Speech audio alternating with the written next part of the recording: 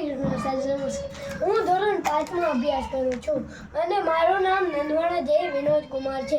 હું આજે તમને જિંદગીમાં પાણીના મહત્વ વિશે કહેવા માંગુ છું, જે તમે શાંતિથી સાંભળો એવી મારી નમ્ર વિનંતી. પાણી એ ખૂબ અનમોલ છે અને પાણી વિના કોઈ માણસ જીવી શકતું નથી. અને પાણીનો ઉપયોગ ઘણી બધી જગ્યાએ થાય છે. રસોઈ બનાવવા, વાસણ ધોવા, પોતું મારવા, ઘણી બધી જગ્યાએ ઉપયોગ થાય છે. અને પાણીનો ઉપયોગ ફેક્ટરીમાં થાય છે. અને અત્યારના સમયમાં પાણીનો બગાડ પણ વધ્યો છે. તેનું કારણ આ ફેક્ટરીના કેમિકલવાળા પાણી નદી નાળામાં નાખવામાં આવે છે.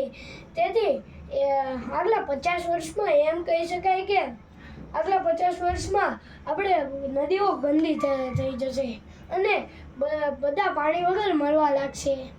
જેથી આપણે પાણીને બચાવવું જોઈએ, જેથી આપણે જીવી શકીએ. અને પાણી એ ઝાડવાને પાણીથી જ તે ઝાડવું ઉગે છે. તો પાણી જ નહીં હશે તો ઝાડવું જ નહીં. ઝાડવાને લીધે તે આપણને ઓક્સિજન મળે છે. તો પાણી નહીં હશે તો ઝાડવું કેમ મોટું થશે? એટલે આપણે પાણીનો બગાડ કરવો ન જોઈએ. અને જીવનમાં પાણી ખૂબ અનમોલ છે. કોઈ માણસ પાણી વગર જીવી શકતો નથી. અને પાણી એ કિડનીનો ખોરાક છે. અને તે પાણીથી તાવ